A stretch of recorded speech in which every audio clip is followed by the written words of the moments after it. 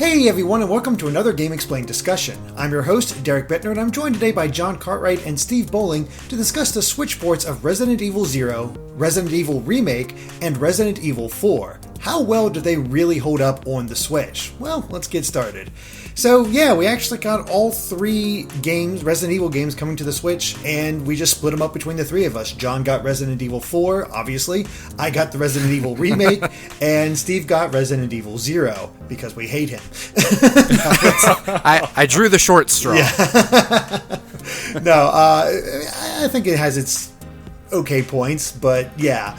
Obviously, these games coming to the Switch were a big deal, but we weren't quite sure what we were getting with them. That was always the big question. And as John's coverage has shown of the Australian version of Resident Evil 4, yeah. John, why don't you take over? Sure. So they announced these ports almost a year ago now, and they have not said a thing. Not a single thing. The only detail we have is that they're coming, and they're going to be $30, £30, €30. The transfer rate doesn't matter. It's 30 whatever in any country, pretty much. And what we got were bare minimum ports of the PlayStation 4 and Xbox One versions of these games, and that also means that some of the problems carry over too. So Resident Evil 4, there's this glitch that's bugged me since the original game, since the original ports, I mean. And basically, whenever you shoot an explosive, your aiming goes crazy. It's called the accelerated aiming glitch. And anytime you shoot an explosive, your aiming will just go everywhere for some reason. And it's something they never patched out in the other versions, and it's still here in the Switch version. And I think that just goes to show what kind of port this is. Even the icon is the same as the PlayStation 4 one. They haven't changed a thing, and it's so frustrating because this is one of my favourite games of all time, and I was really looking forward to this port because of the potential. This could have been the definitive version of Resident Evil 4. It could have had gyro, it could be in HD, it could be portable, which it is portable, and it is in HD, but there's just what it doesn't do, is what's frustrating. It's a fine port, it's a good port, in some respects, but I just wanted so much more out of it, and it doesn't deliver. Yeah, I mean, I can basically say the same thing. There is nothing extra about the Resident Evil REmake in this. Everything that was in the PS4 and Xbox One versions of for the HD REmake is just, or HD port, is present here. The control schemes, everything else, it is just what you'd expect. Able to go into handheld mode, and I guess in addition to that, something you reported on yesterday as well, John, is that each of these games do support the GameCube controller, so you can get some old school vibes there. And it was kind of cool to see the Resident Evil just adjust to that control scheme so it actually worked properly. So that's a cool aspect, but that's really the only bonus that you can expect. And Steve, I'm assuming it's the same for Zero. Yeah, it's the same story. We're getting a re-release of a game with nothing really added on for Switch users other than the fact that you can take it out of the house now.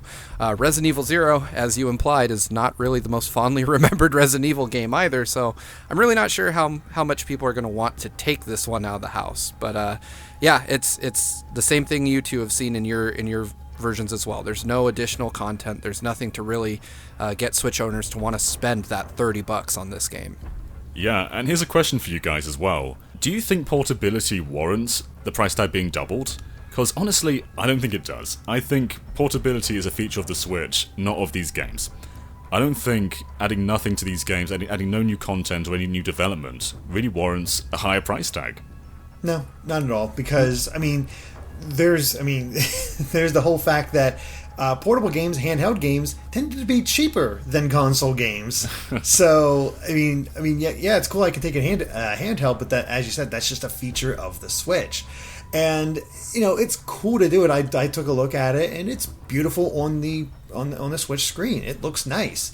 It's going to be cool to be able to play these games on the go, but it's not enough to spend that extra money, I think. It's just, especially with all the deals and everything else, it's just Capcom kind of gouging for it. Right. Like, when I first heard the price, what I said was, I'll buy it at a high price. And then I got the game, and I was like, oh, I don't think I would have bought this at a higher price. I think it's such a letdown.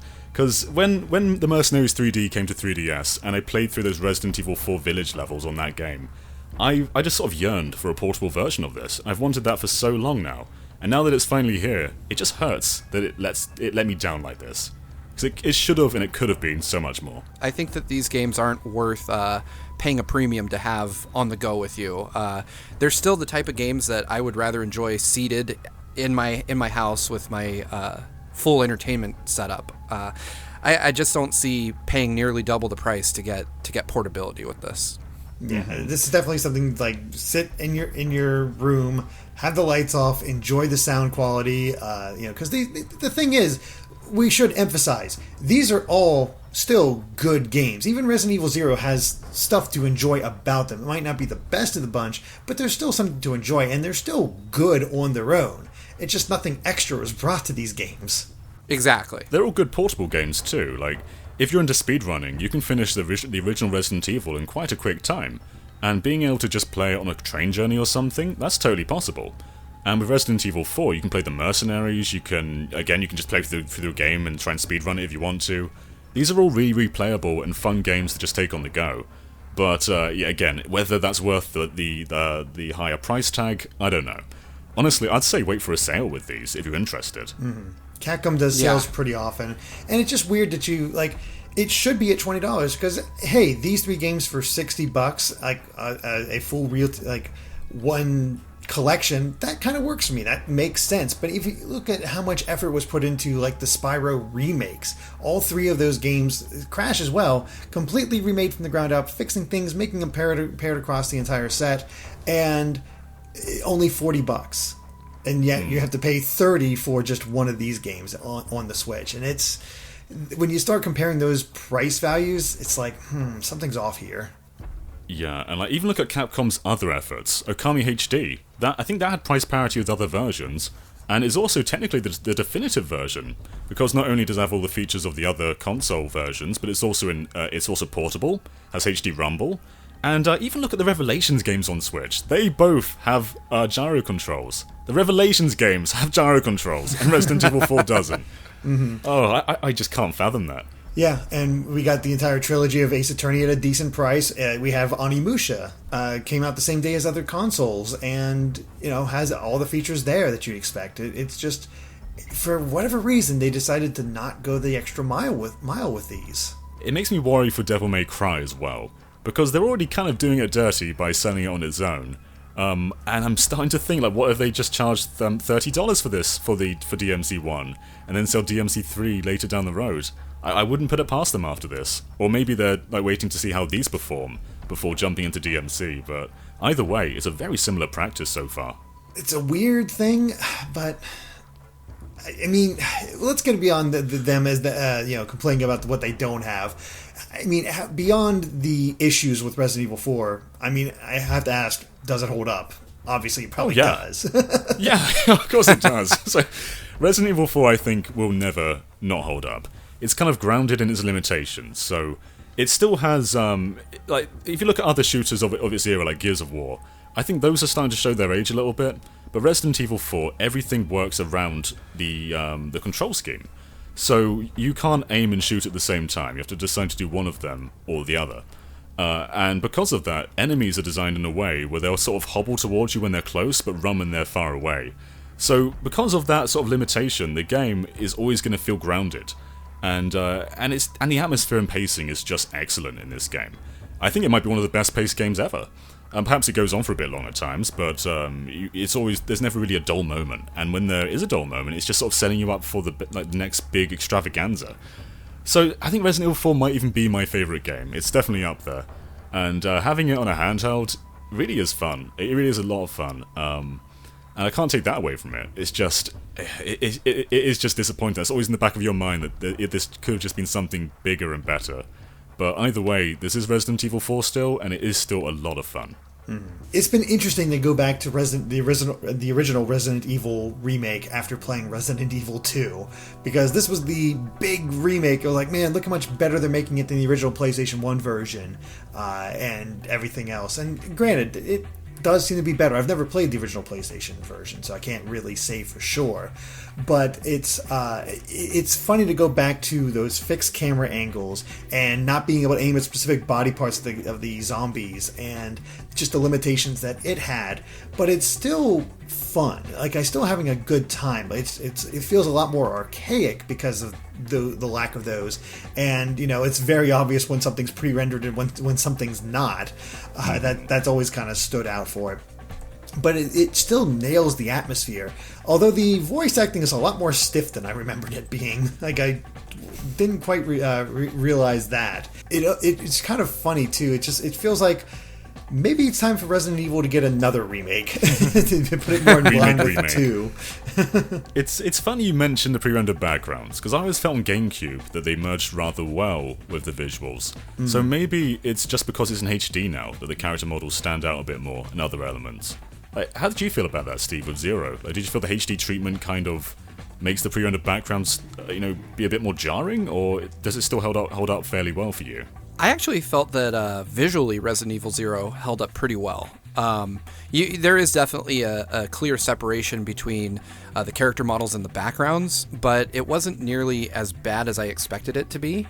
What did surprise me, and I guess it shouldn't have, was that now that the game itself is in HD, to me it looks a lot better than the full motion video sequences cut throughout.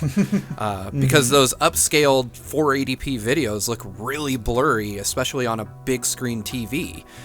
So when I'm switching those and I get back to the gameplay, I actually feel like the gameplay is the part that looks better now, whereas on the GameCube that definitely was not the case. Sure. It's just kind of funny. You think about back when these original games came out, people were crowing about how excellent these graphics were. We had dynamic lighting in a Resident Evil game, which was a new thing back then. So it really took my breath away when I saw it, back on the GameCube. Now it's just kind of a middling experience where it looks nice, but obviously the Switch is capable of so much better. Mm-hmm. And yeah, I noticed that as well. The cutscenes are really muddy, kind of hard to make out at times. Like, it kind of, I guess, plays into the fear aspect, but it doesn't quite communicate the same idea. And it's funny with that sort of thing. That said, like I said, I do believe that the atmosphere does hold up. Like, the lighting is still really good. You have those sound effects going on, the lightning in the background. With Resident Evil Remake, having Lisa Trevor walk around for the first time, it's like, okay, that's still creepy. Although the other old aspects, like the door opening sequence, supposed to build up tension before, still kind of does. Not anymore, though. It's just sort of like, come on. It's not. I know you're not really masking load times anymore. That said, the load times do seem to be longer here. At least compared to when I played it on the GameCube. I have not played any other HD remake versions of Resident Evil Remake. I don't like that. That sounds bad. Yeah. You'll be backtracking a lot through these games, so if they're longer, that's kind of a downgrade. I agree with Derek. The load times do feel a bit longer as well in Resident Evil 0. One thing that really irked me is that the autosave icon appears during those sequences too, at least in Resident Evil 0. So not only will I have the door opening kind of slowly, but I'll have this just kind of annoying icon in the lower right-hand corner of the screen distracting me from what's happening. Is it like that blood splatter? Because, yeah, it doesn't have it at first, but then after if it's one of those longer sequences, because it's not always like this. It's for when it's loading up a new area or maybe loading up a cutscene or something like that. Then you'll have it go black and then just that little thing in the bottom right. See, in 0, it happens every door. Really? Oh my. Yeah, every single door.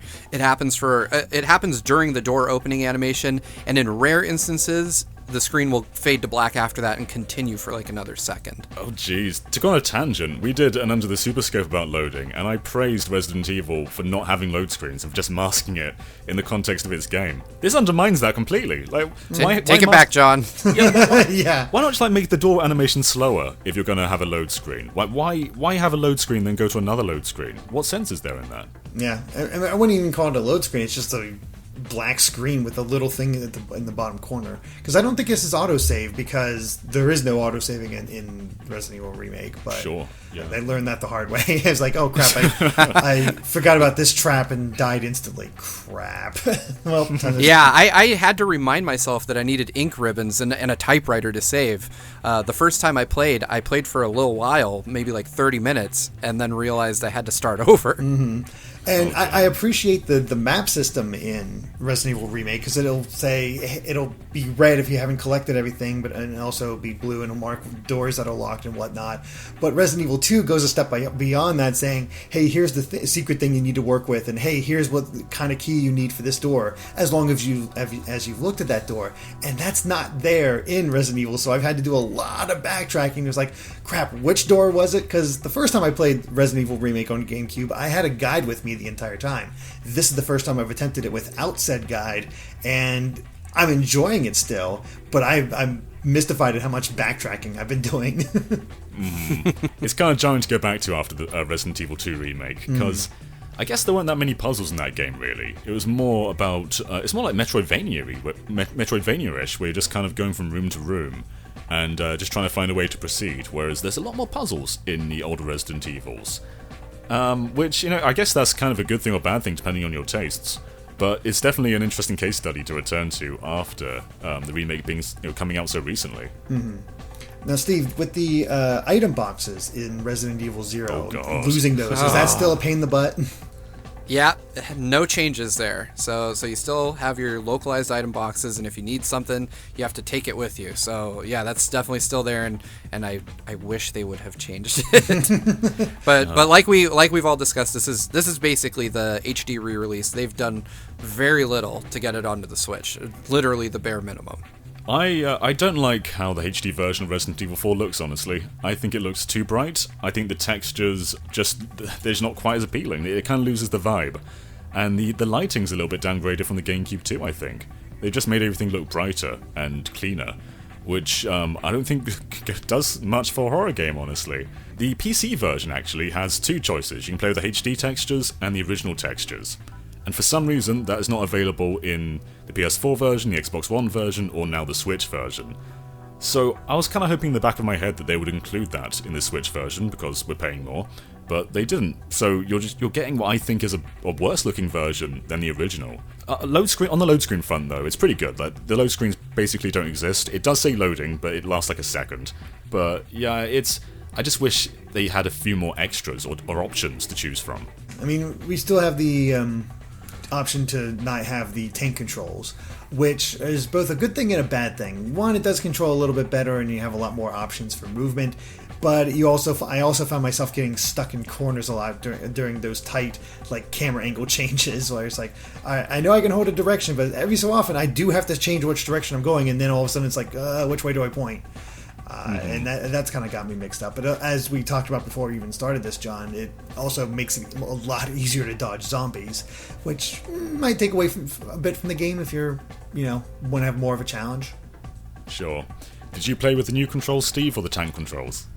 I tried both, just to make sure that I hated the tank controls as much as I remember hating them, which is true. So I played the majority of the time with the new controls, or the advanced alternate controls is what they call them in RE0. Mm-hmm. And I agree with Derek that it made getting away from zombies a lot easier and a lot less tense. But I noticed that I had much more difficulty getting to items on the floor and being in that sweet spot to pick them up. I could not line up correctly on items to save my life. I kind of got the hang of it after a while, but it was a little tricky at first. It's kind of interesting that Resident Evil 4 is also pretty much a tank control game. You can aim easy and the camera's behind you, but it's still very much a tank control game. You're still moving in only a few directions. You have to you have to actually stop and turn around. It's just... they've kind of tidied it up a bit more, though, with the extra view. And where Resident Evil 4 really pioneers, though, is the aiming, of course. And it's basically what every third-person shooter has become over the years. It's just using Resident Evil 4 as a template. And I just think Resident Evil 4 is going to age way better than pretty much any third-person shooter, just because of the way it limits itself. Limitations are kind of the essence of always staying relevant, I think. If you limit yourself and play into those limitations, I don't think a game's ever going to age. I think that's fair. And yeah. I think by that same token, I think that's why Resident Evil, it has its issues, but it still holds up. It plays within those limitations, and it works with them, and adds a bunch of new stuff over the original, and it's still fun to come back to. Well, do we have anything more to say about these Resident Evil ports on the Switch? I just want to reiterate how disappointed I am, because it's fun. It's still fun. If you've not played the game before, I think you can buy it and have a great time with it. It might even become your favorite game. But for enthusiasts who have played multiple versions over the years and expected something more, you're not going to get it. And it's just disappointing because the Switch was fully capable of providing a fresh experience for Resident Evil 4. Just adding gyro controls like Resident Evil Revelations had, that would have been fine. But it didn't have that, and that's just a big, big letdown. Yeah, in 2019, Resident Evil 0 is not worth buying at almost any price. But if you do want to buy it, maybe buy it somewhere else, or wait for a sale. I don't think any of these games are worth $30, and Resident Evil 0 is the worst of the bunch. So do yourself a favor, get 4, then get Remake, and if you still really need your fix, get 0, but get it on another platform unless it's under $20 on Switch. Makes sense. Alright, well I think that covers it for our Resident Evil discussion, so thank you for watching, and if you like this video, be sure to like us on Facebook and Twitter at GameXplain, and of course make sure to subscribe to GameXplain for more on Resident Evil and other things gaming as well. Until next time, bye!